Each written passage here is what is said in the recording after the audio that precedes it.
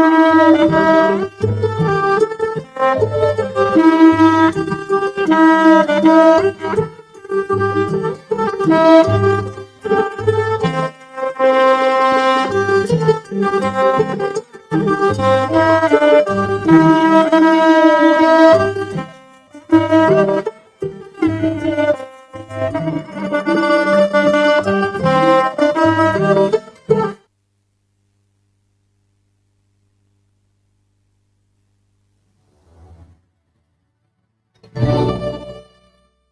ชคอยู่ที่การแสวงหาวาสนาอยู่ที่การกระทำต่อไปขอเชิญจากพระครูไพศาลสุตากรวัดพุ่งปักหนองหานสันทรายได้แล้วณบัดนี้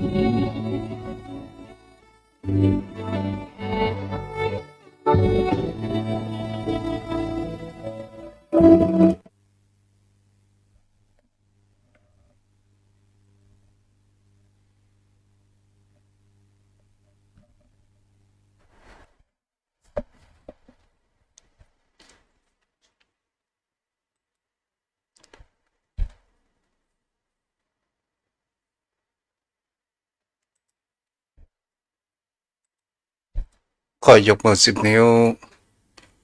กราบนอบน้อมบันตาอภิวาทน้อมระลึกถึง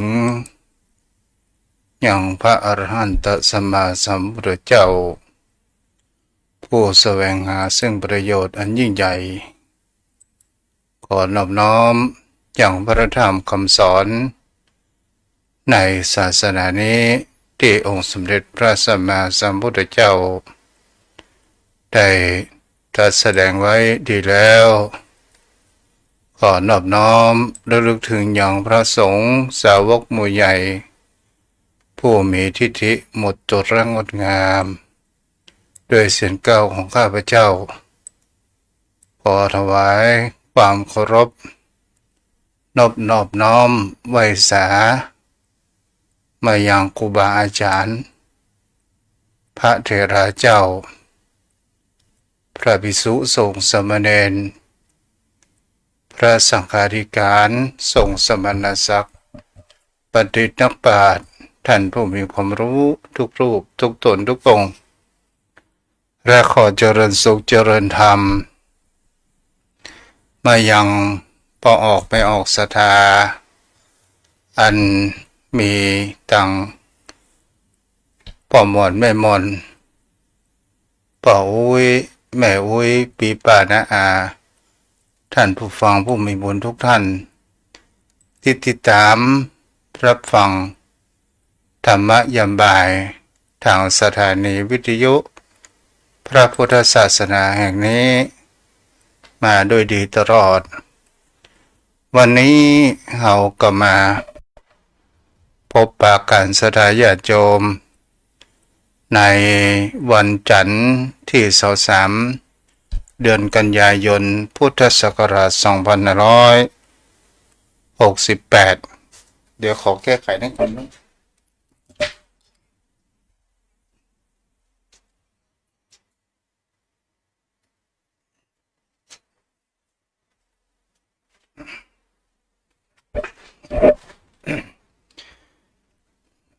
แก้ไขสถานีวิทยุก็แก้ไขอย่างอินเทอร์เน็ตสถาญาติโยมทั้งหลายก็ได้เตรียมสถานการณ์ไปแล้วแต่มันก็มีความสุรหกนั้นเกิดขึ้นก็โดยการที่ว่าเกี่ยวกับพวกน้องว่ากล้องมันเสียเขาคงจะอยู่กับเสียงธรรมะอยู่กับเจ้าพ่อเจ้าแม่ท่านผู้ฟังในวันนี้ก็ใจทำสมควรกับเวลากับเจ้าพ่อเจ้าแม่ท่านผู้ฟังที่รับฟังทุกท่านก็คือเมื่อตะกี้นั้น ต่างกล้องมันก็ขาดตกบกพร่องไปก็เป็นธรรมชาติเป็นธรรมดาทางสถานีวิทยุกะกันเดียวปน้องว่ากันเดียวก็ได้ฟังกันเดียวก็หายไปก็เป็นดินฟ้าอากาศก็ว่ากันไปสถานญาติโยมทั้งหลายในสิ่งนี้เป็นสิ่งที่บุคคลเหล่านั้นบ่สามารถที่จะคาดคะเนนั้นเกิดขึ้นได้ว่าไอ้หยังจะเกิดขึ้นกับโลกของเขานี้พ้องอย่างกับข่าวพายุบัวลอยก็กำลังเดินทางจะมาถึงหมู่เฮาคงจะมีฝนเกิดขึ้นสถานญาติโยมทั้งหลายนี้เฉพาะเขาว่าปีกมันอย่างเดียวมันก็ไปตามธรรมชาติเนาะเราก็บอกว่ากันเอาละได้ปรับปรุงมาพอสมควรยมพ่อยมแม่ท่านผู้ฟังวันนี้เราก็เข้ามาศึกษาธรรมะตัวกันตลอดจนถึงมีข่าวเกี่ยวกับงานหลังเทศกาลออกพรรษาจะเป็นข่าวงานบุญต่างๆในช่วงนี้เป็นช่วงที่บุคคลเหล่านั้นได้ศึกษาและก็ได้พิจารณากันไปตัวก็คือแต่ละวัดแต่ละวานั้นก็มีข่าวบุญกุศลงานกฐินสามัคคีหลังจากการเทศกาลออกพรรษาวัดทุ่งประเกศนี้ก็ยังมามีเจ้าภาพเจ้าสถานที่เป็นหลักก็เลยขอทางสถานญาติโยมเจ้าบ้านชุมชนได้ร่วมกันเป็นเจ้าภาพโดยการที่ทางตู้เจ้าก็จะรวบทุนทรัพย์เพื่อที่จะซื้อที่ดินล้านก็ยังขาดไปหลายแสนเป็น900,000ก็ดีเดือนนี้เปงเด้อก็จะทำบุญถวายทานตามกำลังของศรัทธาของเฮาเนาะทางลูกตุ๊ก็ได้ขึ้นทาง QR Code ของธนาคารที่สามารถจะโอนได้มันเป็นบัญชีของวัดยมพ่อยมแม่ท่านผู้ฟังวันนี้ก็ขออนุโมทนากับโยมแม่วันนี้กระเสมพันธ์ได้มาทำบุญถวายพระทหารจังหันเจ้าและก็ได้สนทนาธรรมกันไปตัวตลอดจนถึงโยมพ่อโยมแม่ท่านผู้ฟังทุกคนก็ขึ้นตึงหาช่วง3 วันก่อนนั้นจะเป็นไปโดยเหตุการณ์แห่งสถานีวิทยุก็ตามโดยเหตุการณ์แห่งตนตัวของอาตมะก็ตามสถานญาติโยมก็เป็นสิ่งที่ผู้คนเหล่านั้นมันก็บ่สามารถที่จะพิจารณาอย่างว่าจะเกิดขึ้นได้พ้องแต่เฮาก็ไม่อยู่กับกันในวันนี้โยมพ่อโยมแม่ผู้สนใจในธรรมได้รับฟังธรรมเกิดแห่งความก้อนไกลเอาสารไปเก็บพิจารณากันไปตัวเอาละได้มาอยู่พร้อมแล้วโยมพ่อโยมแม่วันนี้จะพูดในเกี่ยวแห่งเขาว่าไฟแห่งความอิจฉาริษยาความอิจฉาตาร้อนเนี่ยก็เป็นสิ่งที่ก่อให้เกิดอันตรายในวิถีชีวิตเรียกว่ากรรมก่อให้เกิดนั้นขึ้นได้มีครั้งหนึ่งนั้นสมัยครั้งพระพุทธกาลสถานญาติโยมทั้งหลายซึ่งมีพระเถระรูปหนึ่งว่า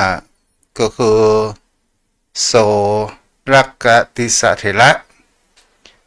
เป็นพระผู้ที่ว่ามีอาภัพไปด้วยแห่งคำว่าโชคอาภัพไปด้วยแห่งอาหารการกินเกิดขึ้นในวิถีชีวิตของพระรูปนี้เนี่ยเป็นลูกของชาวบ้านรักก็เกิดดูในท้องของธิดาผู้อยู่ในชุมชนของชาวประมงแต่ก่อให้เกิดอยู่ที่ไหนก็มีความเดือดร้อนที่หั่นเมื่อกับอยู่ชาวประมงก็ทำให้การทำมาค้าขายหากินหาปลาอย่างนั้นก็ไม่ได้นี่ก็เป็นสิ่งที่บุคคลเราจะเห็นได้ว่ากรรมชะตาของบุคคลประการเช่นนี้เมื่ออยู่กับบรรดามารดาก็ไม่สามารถที่จะเลี้ยงดูนั้นได้เพราะว่าในชุมชนของชาวประมงนั้นจะได้เกิดเหตุการณ์ว่าเมื่อครั้งก่อนนั้นการทำมาหากินก็มีความสะดวกสบายที่มาค้าขึ้นต่างๆนานาทีนี้มีแม่หญิงคนหนึ่งนั้นตั้งครรภ์ศรัทธาญาติโยมทั้งหลายแล้วก็เริ่มเป็นสิ่งที่มีความอาภัพในการทำมาหากินหาปูหาปลานั้นมันครั้งก็จะได้สักตัวหนึ่งจนเกิดแห่งคำว่าทุกพิกภัยต่างๆนานาชาวบ้านชาวจองนั่นก็บอกว่าเหตุการณ์นี้แบบเคยเกิดขึ้นมาก่อนในชุมชนในหมู่บ้านของเฮาคงจะมีกรกินีบ้านเฮาของเฮาว่าตัวแกนตัวบดีตัวนำพาในสิ่งที่บดีนั้นเข้ามาสู่ในสังคมและในชุมชนทางชาวบ้านนั้นก็เป็นสิ่งที่จะหันได้ว่าพยายาม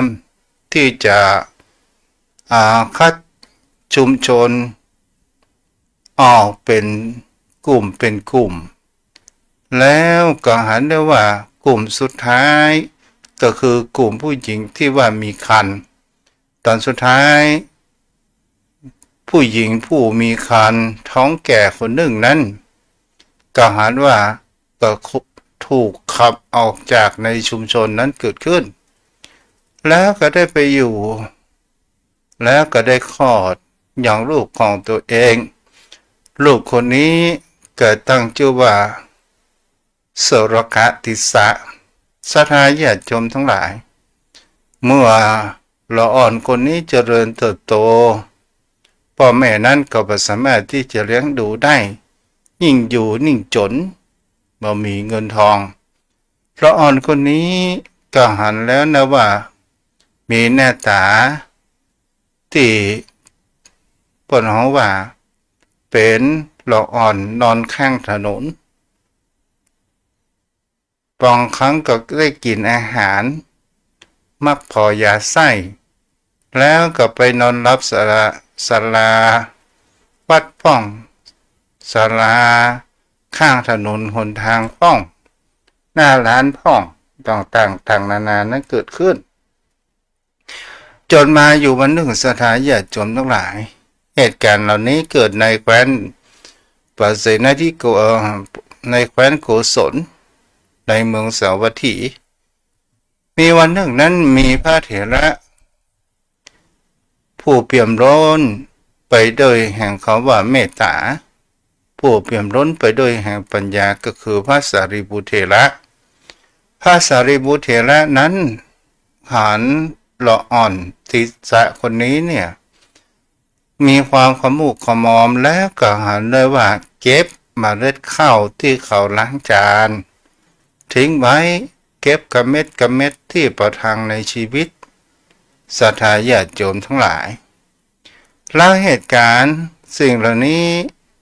พระเถระเปี่ยมล้นไปด้วยความเมตตาก็ได้เข้าไปยังหาละอ่อนคนนี้ก็ได้ถามว่าลูกทำอะไรอยู่เพราะว่าเก็บข้าวกินพระเถระนั้นก็เกิดความสงสารเอาอย่างนี้ไหม อยากมีอาหารการกินก็คือเอาไปบวชเป็นสามเณรก็ได้เป็นสามเณรพอถึงเวลาอุปสมบทพระเถระสารีบุตรอัครเบื้องขวาของพระพุทธองค์ก็ได้เอาเป็นอุปสมบทเป็นปัญหาของว่าเป็นทุเจ้าหรือว่าเป็นพระสงฆ์ก็เลยมีแห่งเขาว่าตั้งชื่อแห่งเขาว่าโสรกาติสะ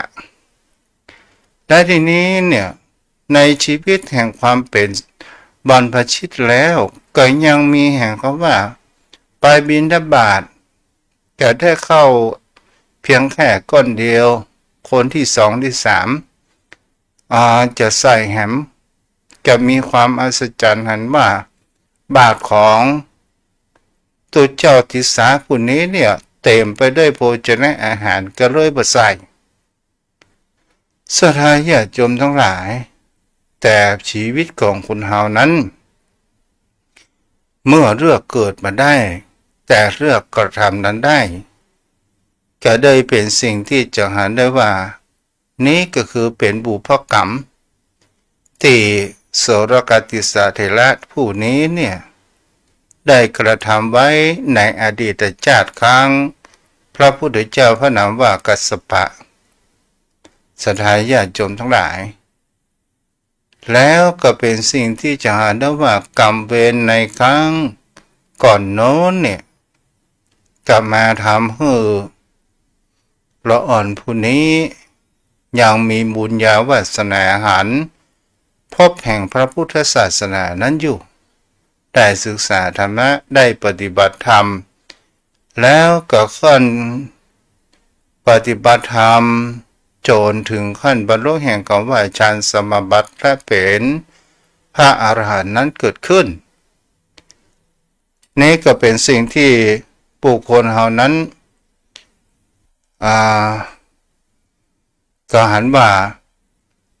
พระเถระผู้นี้เนี่ยก็มีร่างกายที่มีความสุผอมและก็เป็นอันเตวสิกเป็นลูกศิษย์ลูกหาของ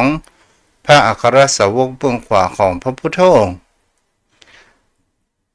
ถ้าว่าพระเถระผู้นี้ไปบิณฑบาตครั้งใดก็ได้อาหารเพียงแค่เล็กน้อยมากพอฉันแต่ประสามารถที่จะมีความอิ่มท้องได้ศรัทธาญาติโยมทั้งหลายวันเวลานั้นผ่านไปแม้กระทั่งพระสารีบุตรนั้นวันได้รับทราบว่าในข่ายของพระสารีบุตรก็ได้หูในเขาว่าจิตปรินิพพานของพระโสรกาติสาเถระผู้นี้จะมาถึงแล้วก็ได้รุ่งเช้าก็ปาพระเถระหรือว่าพระโสรกะไปบิณฑบาตเมื่อไปบิณฑบาตแล้วก็เจ้าบ้านเจ้าจองก็หันว่าในบาทของพระโสรกาติสะนั้นเต็มไปได้วยโภชนะอาหารเจ้าบ้านเจ้าจองก็บอกว่าโอ้อินดูพอละโภชนะอาหารเต็มบาทเฮาจะใส่แหมก็บอกเป็นอันควรเมื่อพระสารีบุตรได้รู้ว่าที่คนไปใส่บาตรก็เป็นพ่อบุพกรรมของเศษเสี้ยวแห่งกรรมของโสรกาติสะเถระผู้นี้ก็เลยให้พระเถระผู้นี้ปิกไปที่ยังสำนักไปลงครัวที่วัดพระเชตวันนั้นนั่งรออาหารการกินอยู่ศรัทธาญาติโยมทั้งหลายและพระสารีบุตรกลับมาบิณฑบาตเจ้าบ้านเจ้าจองถ้าได้นิมนต์พระสารีบุตรนั้นได้ฉันพระทหารเพลที่ยังบ้านของตัวเองก็ด้วยการด้วยความเป็นห่วงของพระสารีบุตรเถระเป็นห่วงในลูกศิษย์ว่าลูกศิษย์ปรินิพพานแล้วยังไม่เคยได้ฉันอาหารเต็มอิ่มก็เลยได้บอก ขยมหรือว่าบอกให้คนข้างๆที่รู้จักว่าเอาโภชนะอาหารนี้ไปถวายกับพระสุรกาติสเถระกรรมที่ยังลงครัววัดพระเชตวันชายบ่าวผู้นี้ก็รีบรับเอาเพื่อที่จะไปส่งพอไปถึงระหว่างกลางถนนนั้นเหมือนสิ่งมาโดนใจให้ลืมไปว่าจะเอาไปให้ไผ่ศรัทธาญาติโยมทั้งหลายบุญดีบ่ต้องสะดุดเนาะแล้วก็ได้คิดไปว่าจะเอาไปให้ไผ่แต่สุดท้ายก็หมูจะเอาไปให้ไผ่ตัวเองก็เลยกินเสียเมื่อพระสารีบุตรฉันภัตตาหารในบ้านแล้วก็เรียบมาดูอย่างลูกศิษย์ของตัวเองแต่ว่าในบาทนั้นก็แบบมีอย่างสักอย่างและก็ไม่ได้ฉันอาหารซึ่งมันจะเป็นเวลาที่จะบ่ายคอยไปแล้วทีนี้พระสารีบุตรนั้นก็เสด็จเข้าไปในวังเข้าไปยังเมืองสาวัตถีเข้าไปยังพระเจ้าประเสนทิโกศลว่ามาบิณฑบาตพระเจ้าประเสนทิโกศลก็หารประการเช่นนั้นเฮาจะใส่อาหารข้าวนี้คงจะไม่ได้แล้วเพราะมันใกล้เวลาที่จะจวนแล้วก็เลยมาเอาถึงแห่งเขาว่าของหวานมีในส่วนเนยข้นเป็นน้ำผึ้งน้ำอ้อยเอามาใส่บาตรแล้วพระสารีบุตรได้รับประการเช่นนั้นแล้วก็เสด็จว่าได้กลับมายังที่โรงครัววัดประเชตวันศรัทธาญาติโยมทั้งหลายแม้กระทั่งประการเช่นนั้นเนี่ยพระสุรกาติสเถระก็ยังมีความเก่งใจยังอาจารย์ของตัวเองก็เลยประกาศที่จะฉันแต่พระสารีบุตรบอกว่าถ้าเราเอาบาตรให้กับพระติสานี้จะบ่ได้ฉันอะไรอย่างจะมีแต่ความว่างเปล่าก็เลยอนุญาตบอกว่าฉันในบาตรของเรานี้แหละเพื่อที่อาหารนั้นจะไม่ได้หายนี้ก็เป็นสิ่งที่จะเห็นได้ว่าเมื่อพระเถระเมื่อโสรกติสาเถระผู้นี้ได้ฉันแล้วก็ได้ปรินิพพานเกิดขึ้นศรัทธาญาติโยมทั้งหลายมันเป็นเพราะบุพกรรมอะไรยังในชีวิตของคนเฮาบางครั้งบางคราวก็เป็นสิ่งที่คนเฮานั้นจะหันได้ว่าบางคนก็เกิดมาจนทั้งเงินจนทั้งทองจนทั้งปัญญาบางคนนั้นก็มีฐานะที่อับจนด้วยเงินทองมาเท่าใด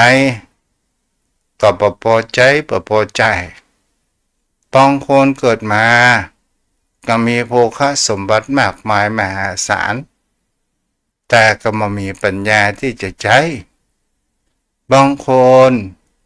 เกิดมาอยู่ในฐานะยากจนแต่มีความขยันขวนขวายได้สร้างแห่งวิถีชีวิตแห่งทางเดินให้ตัวเองโดยการคบบัณฑิตและทำให้ตัวเก่านั้นมีปัญญาสามารถมีความดิ้นรนไปถึงแห่งคำว่า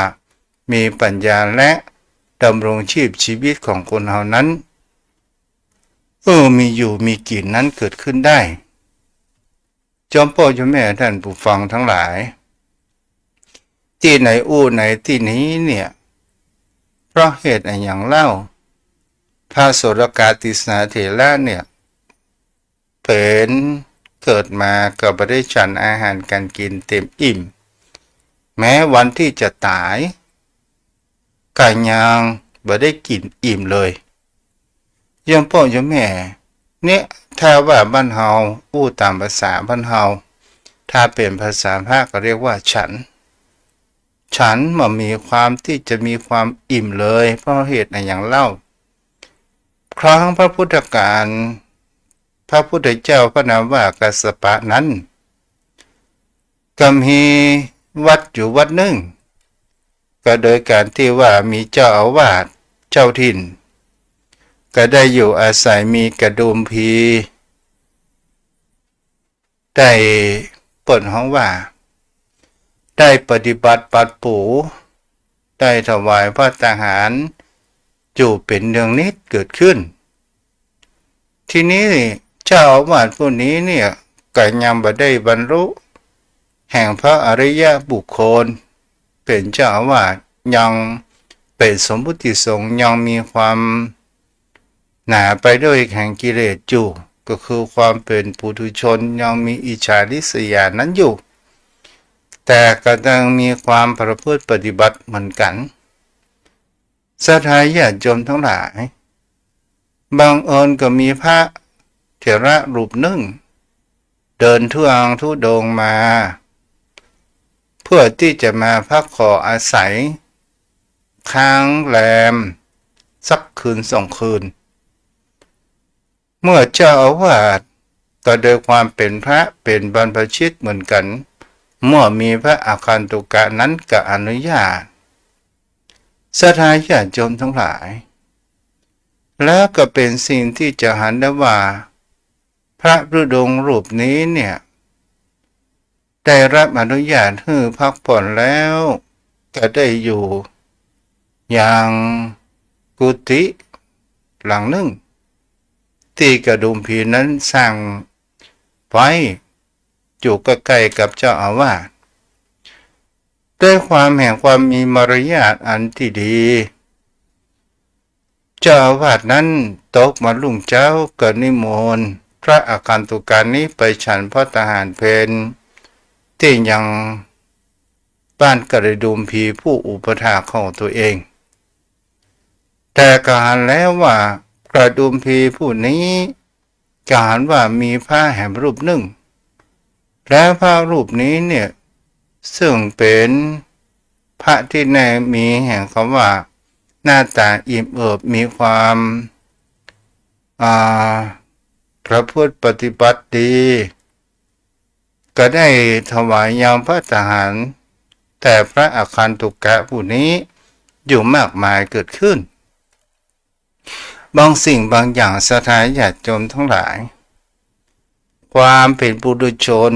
มันก็ย่อมมีกิเลสตัณหาก็มีความอิจฉานั้นเกิดขึ้นเมื่อพระเถระอาคันตุกะกลับมายังวัดวาอาราม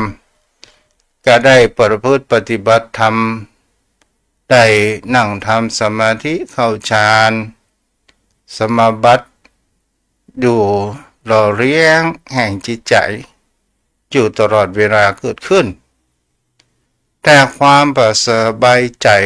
เกิดขึ้นที่เจ้าอาวาสหันแล้วว่าพระอาคันตุกะรูปนี้เนี่ยถ้าอยู่ต่อไปเนี่ยก็จะทำให้เฮานี่เกิดแห่งความเดือดร้อนกระดูกพีนั้นก็จะต้องหันไปอุปถากอย่างพระอาคันตุกะผู้นี้อย่างแน่นอนเพื่อที่จะตัดไฟต้นลมก็เลยมีความอิจฉาริษยานั้นเกิดขึ้นแต่ก็ได้ใจแห่งโกรวิธีแห่งคำว่าเชโกคือฉลาดแกมโกงโดยการที่ลูกเจ้ามานั้นจะเคาะระฆังตีระฆังจะใช้ไม้ก็กลัวพระอาคันตุกะนั้นตื่นก็ได้เพียงแค่เอาหลังเล็บเคาะระฆังนั้นแล้วจะเอาฝ่ามือหรือว่ามือไปต่อยประตูกำลูกปุยไปต่อยประตูก็กลัวพระเถระนั้นตื่นเพียงแค่เอาหลังมือเคาะเบาๆมันก็จะไปได้ยินอย่างเมื่อถึงเวลาที่จะไปบิณฑบาตไปฉันพระทหารอย่างบ้านกระดุมพีนั้นกระดุมพีก็ได้อุปถากเหมือนอย่างทุกครั้งที่ผ่านมาแต่กระดุมพีก็ได้เคย เมื่อ มื่อถวายพัตตาหารยังเจ้าอาวาสเสร็จเรียบร้อยก็ได้ถามไปว่าด้วยความเป็นห่วงว่าแต่ว่ายังมีพระมา2 รูปวันนี้ยังมีพระมารูปเดียวก็เลยถามว่าพระอาคันตุกะมาตัวอีกาเจ้าอาวาสโอ้ทุเจ้าตัวนั้นนะโอ้กินแล้วก็นอนขี้ค้านสันดังยาวป่านนี้ก็ยังบ่ตื่นเตื้อแอบปอก็สลายเพิ่นก็ได้ไฟแห่งอิจฉาเนี่ยสถานญาติโยมทั้งหลายอิจฉาริษยาเนี่ยเป็นตัวก่ออันตรายนั้นเกิดขึ้นและทีนี้สถานญาติโยมทั้งหลายเมื่อเจ้าว่าฉันภัตตาหารสับเสร็จเรียบร้อยกระดุมพีนั้นก็ได้เอาอย่างโภชนะอาหารนั้นได้ใส่ล้างยังบาตรพระเจ้าอาวาสแล้วก็ได้เอาโภชนะอาหารนั้นใส่ในบาตรเพื่อที่จะฝากไปถึงยังพระอาคันตุกะที่ยังอยู่ยังวัดแล้วก็บอกว่าท่านนั้นคงจะเดินทางมาเหนื่อยขอท่านเจ้าอาวาสไปถวายอาหารการกินดูแลท่านกรรมด้วยความแห่งเขาว่าเพื่อประทำลายน้ำใจต่อหน้าน้ำใสไว้หน้าน้ำขุ่นไว้ในก็ได้รับยังโภชนะอาหารแล้วแต่ก็เดินมาด้วยความขุ่นมัวแห่งจิตใจของเจ้าอาวาสก็บอกว่ากูจะไปให้มันกินอย่างถ้ามันได้กินติดรสอาหารการกินมันจะไปที่ไหนแฮมเอาก็จะเอาไปก็ได้เดินทางเกิดไปหาว่าถ้าเอาให้นกกาสุนัขกินมันก็คงจะมีเศษเหลือเดี๋ยวท่านกระดุมพีหันแล้วจะว่าให้ตัวเก่าเฮาจะเอาไปเทลงน้ำการเดียวหมูเนยนั้นมันจะมีมันเกิดขึ้นการเดียวกระดุมพีนั้นก็จะหันก็เลยเอาของกินของว่านั้นไปเผาสถานญาติโยมพี่น้องดังไฟแล้วสุมไฟแล้วก็เอาโภชนะอาหารที่ปุ่นฝากมาเอาไปเผาเสียหมดแล้วก็ไปอย่างวัดก็ไปเคาะประตูยังกุฏิของพระอาคันตุกะนั้นเมื่อเปิดประตูไปพอแล้วมหาพระอาคันตุกะเจ้าอาวาสมีความรู้เลยว่าพระอาคันตุกะนี่คงเป็นพระอริยบุคคลเป็นพระอรหันต์สามารถที่จะรู้แห่งจิตใจของบุคคลเราได้เรานี่ได้ทำบาปใหญ่แล้วต่อจากนั้นมาสถานญาติโยมทั้งหลายป่นห้องว่าความกลัวเปิ้นดีกว่ากลัวเปิ้นเด่นกว่าตอนสุดท้ายกลับมากลายเป็นไฟเผาของตัวเองนั่นคือไฟอิจฉาริษยาเกิดขึ้นก็เลยกินโภชนะอาหารบรรลับโภชนะอาหารหม่อมห้ามีความสุขผอมและก็ได้ตายไปจรไปใจกรรมในนรกในอเวจีแล้วก็กลับกลายมาเกิดเป็นยักษ์แห่มได้ใจชดกรรมไปเกิดแห่งเป็นคนกระกินีครั้งเมืองพาราณสีพระพรหมทัตแห่งสถานญาติโยมทั้งหลายและทีนี้เนี่ยกลับมาเกิดครั้งสมัยครั้งพุทธองค์พระนามว่าพุทธเจ้าพระนามว่าโคตมะเนี่ยแหละเป็นสิ่งที่เราจะหันได้ว่าก็ด้วยยังมีแห่งคำว่าบุญญาปรมีครั้งสมัยพุทธเจ้าพระนามว่ากัสสปะนั้นยังมีแห่งคำว่ารักษาศีลนั้นอยู่แต่ก็ยังได้จดใจแห่งกรรมเกิดขึ้น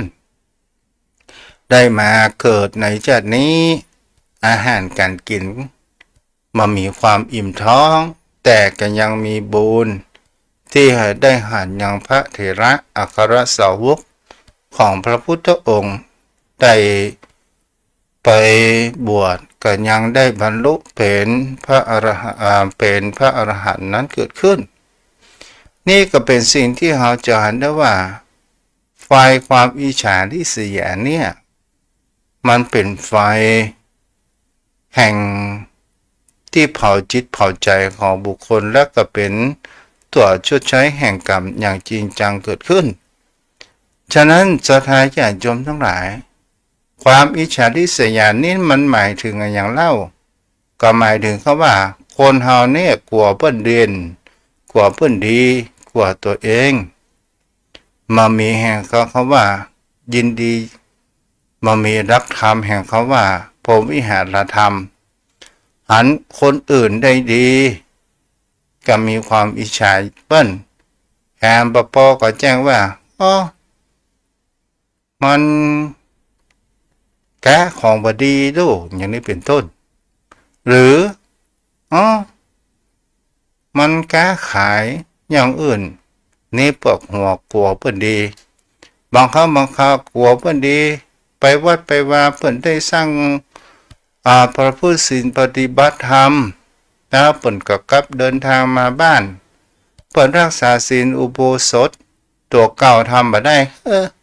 นอกขาวในดำอันตัวนี้แหละศรัทธาญาติโยมทั้งหลายเรียกว่าความอิจฉาริษยาคนอิจฉาริษยานั้นก็คือส่วนใหญ่จะเป็นสิ่งที่บุคคลเฮานั้นก็ลองดูสังเกตว่าเฮาจะหันในชุมชนในหมู่บ้านของเฮาก็ตามไฟนี้เนี่ยมันถึงมีกันแค่บุคคลแต่ใครจะมีมากมีน้อยถ้าเฮาบ่มีเสลยกันยิ่งดีก็คือหมายถึงก็ว่าคนเฮานี่บางครั้งบางคราวกลัวเปิ้นดีกว่ากลัวเปิ้นฮู้กว่ากลัวเปิ้นเด่นเปิ้นดังกลัวเปิ้นรวยต่างๆนานาเกิดขึ้นความอิจฉาริษยานี้ก็คือหมายถึงบุคคลที่มันทำอย่างเปิ้นบ่ได้แล้วมันก็ไปใส่ร้ายต่างๆนานานั้นเกิดขึ้นอย่างโยมพ่อโยมแม่เฮาก็จะลองสังเกตถ้าว่าไผมีครอบครัวมีความรักความสามัคคีในครอบครัวกันอยู่มากแล้วก็มีคนว่าเปิ้นนั้นเปิ้นดีต่อกันหาได้ยากเกิดขึ้นสู่ไปหู้ไอ้อย่างนี้เป็นต้น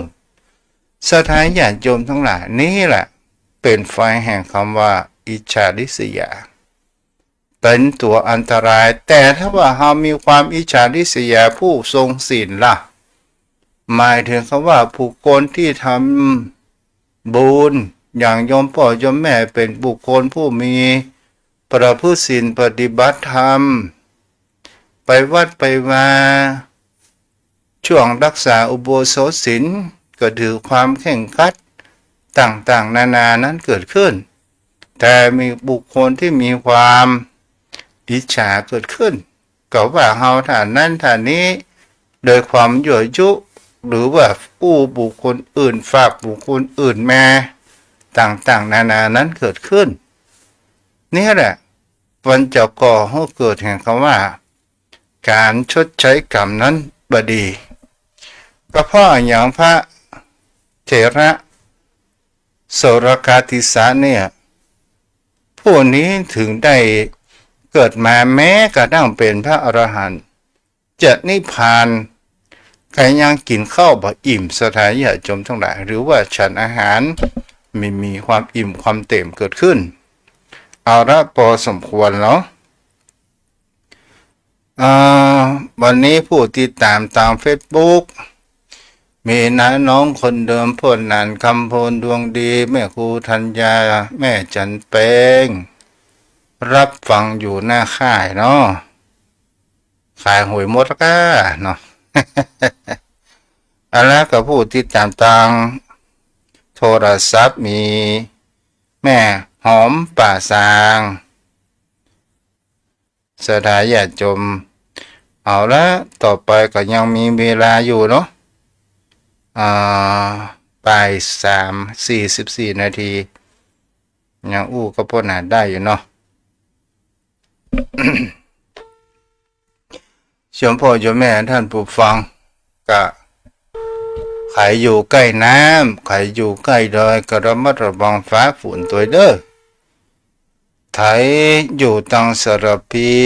ก็ระมัดระวังน้ำปิงจะขึ้นเนาะ พ่อนานไปอยู่เนาะวันนี้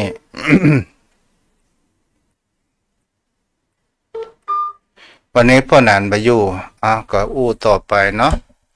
จอมพ่อจอมแม่ท่านผู้ฟังที่อยู่ทางบ้านจะโทรมาผู้สนทนาธรรมกันก็ได้เด้อที่เบอร์โทร063 163 9950ณบัดนี้เนาะได้เลยเด้อโทรเข้ามาได้063 163 9950ผลการรับฟังเป็นจะได้พ้องช่วงนี้ฟ้าดินอากาศมันมีทั้งพายุทั้งฝนต่างๆนานาบางครั้งบางคราวสถานีวิทยุไฟก็ดับอินเทอร์เน็ตก็ดับบางช่วงก็ดีบางช่วงก็บ่ได้รับฟังกันเนาะเอาละโยมพ่อโยมแม่ท่านผู้ฟังทั้งหลายนักนิดเบาหน่อยเอาก็อภัยให้กันได้ใครอยู่ทางบ้านที่จะสนทนากับรูปทุก็สามารถที่โทรเข้ามาได้063 163 9950โยมพ่อโยมแม่ท่านผู้ฟังแม่อาลีเจริญพรแม่อาลีจ้าฟังแล้วเป็นไงบ้างรับฟังชัดเจนดีกำลังมืดฝนที่บ้านกำลังมืดมาแล้วเนาะบัวลอยไข่หวานเนาะ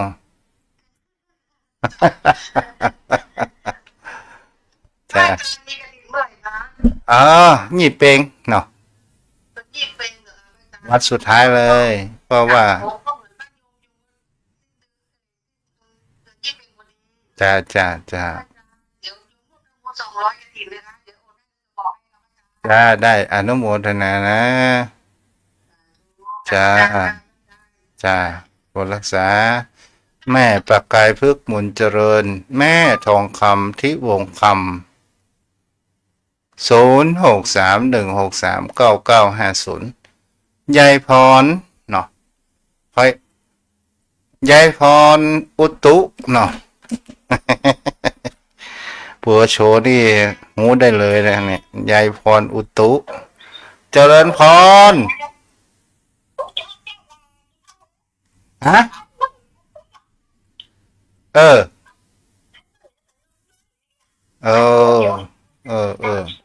พายุอะไรอย่างก็เข้ามาเนี่ยเออ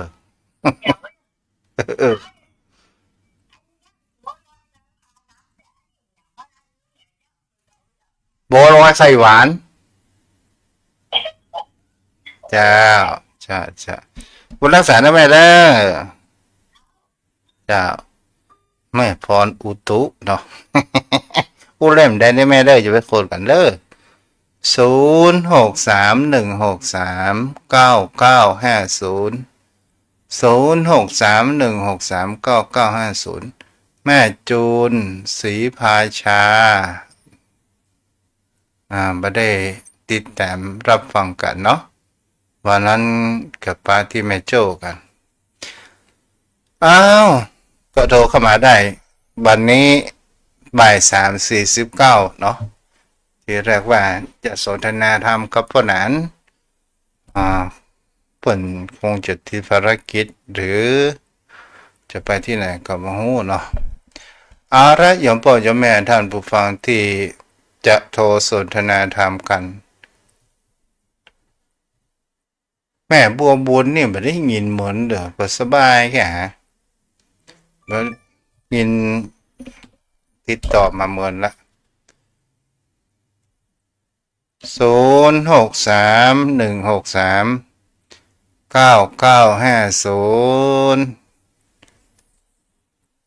แม่เลี้ยงสองหินนี่ส่งรูปเป็นอย่างมาวันเนี้ย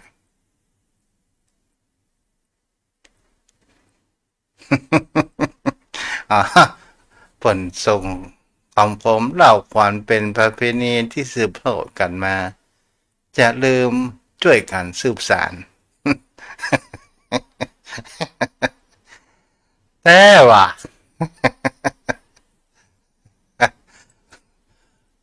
เปิ้นมาว่าอู้ฮือกันฟังเนาะ0631639950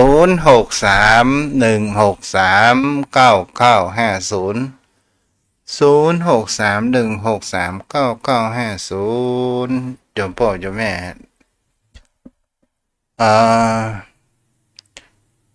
พูดถึงว่า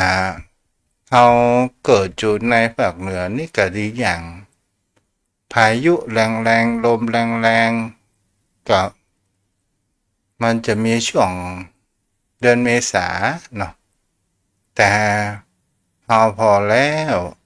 พื้นที่ของเราบ่ได้ติดอย่างเขาว่าทะเลมากมายเจริญพรเจริญพรเจริญพรเป็นของเรานะแม่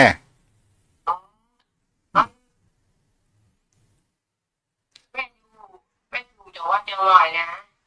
เจ้าจังหวัดเชียงรายอำเภอสัปตองแม่อยู่คนเดียวเจ้าแม่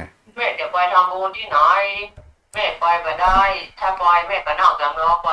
ถ้าแม่จะอยู่บ้านแม่จะอันยกมือไหว้สาที่สาธุปีจะได้กว่าเจ้าเจตนาแม่มันอยู่ที่เจตนาในการทำบุญแม่ยกมือสานี่ก็ถึงได้เจตนาแม่ทำบุญมันก็เจ้าแล้วแม่ก็ฟังขึ้นฟังขึ้นก้องอกนี้ตัวเนี่ยตู้แม่ก็โปรวิวว่าแม่ก็มีตัวที่ไหนดีละดีคนเดียวอย่ามามีใบดูแลมาเงาว่าเศร้าไปอุ้มสักตัวไหมมันมามีอะไรมันแก่แล้วอายุ70แล้ว70กว่าแล้วอายุมันบักเกี่ยวนะแม่นั่นจะไปอันโอลินอันแม่กะก็ตัวนี้แม่ง้อแม่เหงาแล้วลูกแม่มีไหนล่ะลูกแม่มีกรุงเทพต้นก็มีครอบครัวต้นก็มาดูแลแม่แม่จะตู้ว่าตู้จะช่วยเหลือมีคนที่ทำบุญทำบุญให้คนกินคนตามเนี่ยกันว่าเท่าได้ก็มาได้ก็เพิ่ม700-800นะตู้นั่นแม่ก็ยังชีพไปอยู่แล้วเราก็ทำบุญตามที่เราทำได้นี่แม่เด้อจากที่แม่ไปแบบได้อยู่บ้านมันก็เป็นบุญแม่ก็อธิษฐานรักษาศีลมันอยู่ที่เจตนานั้นหมายถึงเขาว่าความตั้งใจมั่นนะแม่เด้อจากความตั้งใจมั่นก็ถือว่าเป็นสิ่งที่ดีแล้วเนาะท่านเจ้าแม่เคยไปทำบุญเอาใจไปดานที่วัดเนาะแล้วแม่ได้บุญไปเจ้าได้หมดอ่ะแม่ประตูบอกว่าอยู่ที่เจตนาแต่ถ้าว่าแม่กูทำบุญกูสู่ขอทำบุญแบบบังคับกะอันนี้แบบมีเจตนาที่ดีเอามีน้อยเอาก็ทำน้อยนะเจ้าถ้าแบบมีสาธุเด้ออนุโมทนาบุญเขาก็คอยยินดีกับเพื่อนไปเสียเจ้าเนี่ยกับแม่เอาแม่ฟังแค่ขึ้นไปที่ก็คงเนตัววันพอดีเนี่ยถ้ามันเอาไปแม่ก็ได้ต่อยกะมากับเพิ่มปะอาศัยไปง่ายแม่ดูทีวีก็ดูไปได้จะแล้วภาวนานี่เขาเนาะภาวนาคนที่แต่นี่ได้หมดนะตู้เนาะภาวนาเนี่ยมันเป็นเฉพาะตนแม่เฉพาะคนภาวนานี่ก็คือหมายถึงเขาว่ามันทำให้จิตใจเราสงบ แต่เราจะไปตั้งใจว่าจิตใจกูจะต้องสงบนี่บ่ใช่หมายถึงเขาว่าศึกษาลมหายใจของเราแล้วผลพลอยได้ก็คือความสงบแห่งจิตใจมันนั่นก็คือเป็นสมาธิมาได้แม่เราทำบุญภาวนาไปหาคนที่ตายอ่ะไปได้นะอันนี้มันเป็นเฉพาะตนตัวของเรามันเป็นบุญภาวนาก็คือบุญปัญญาแม่มันนอกผู้เดียวตั้งผู้เดียวไก่แม่พอดูลมหายใจของเรานะกับแม่จะพูดโทรก็ได้จะยุบหนอพองหนอก็ได้ดูอ๋อแม่งอแม่เหงาแม่อยู่คนเดียวโอ้มันงอบเหงาเนี่ยมันจะมีแม่คนเดียวเนาะตู้ของงอมของเหงาเหมือนกันแม่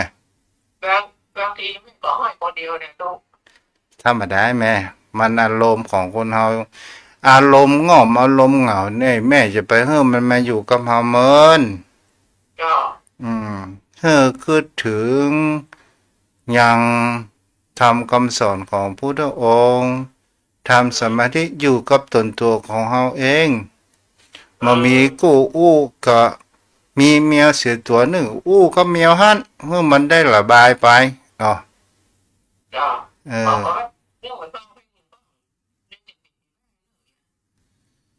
อันนั้นมันเป็น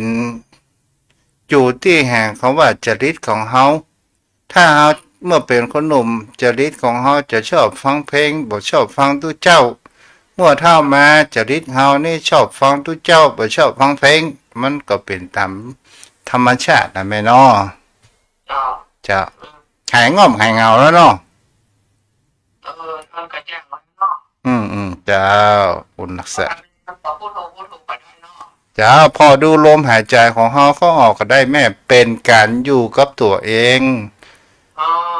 และกับสิ่งที่มันตอนแรกๆมันก็มีความฟุ้งซ่านแม่ไม่ต้องไปอันนี้ไปกังวลมันก็มันผ่านไปแน่จะไปโง่มได้ไหมเด้อเพราะว่าโง่มมันเจ็บคอปวดคอแล้วมันจะมามีสมาธิเกิดเนาะจะที่ไหนเนี่ยอยู่คนเดียวเนี่ยเจ้าก็ได้แหละเจ้าผู้รักษาเด้อขอบคุณเจ้าโอ้มีหลายสายที่ไม่ได้โทรแม้ยังมีเวลาอยู่โทรเข้ามาได้เจริญพรเจ้าแม่โอ้บัด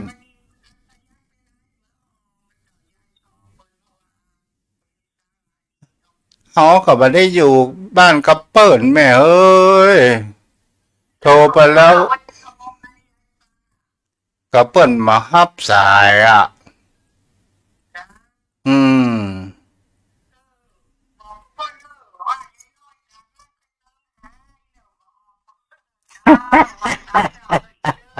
จ้า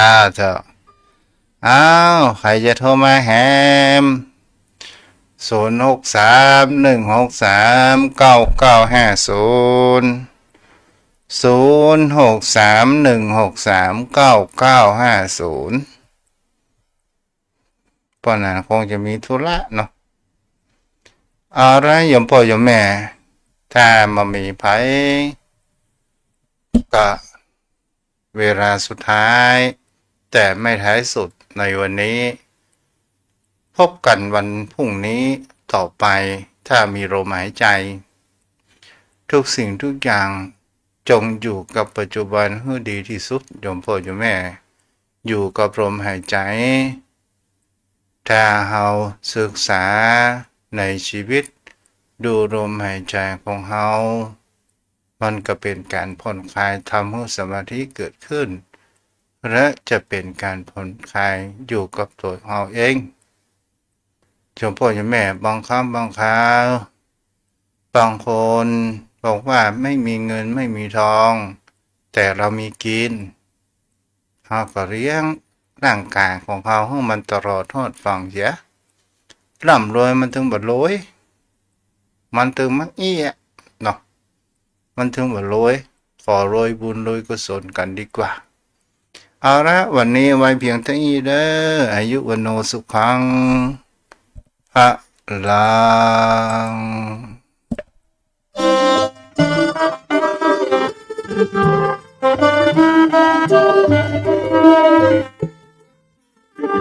Thank you.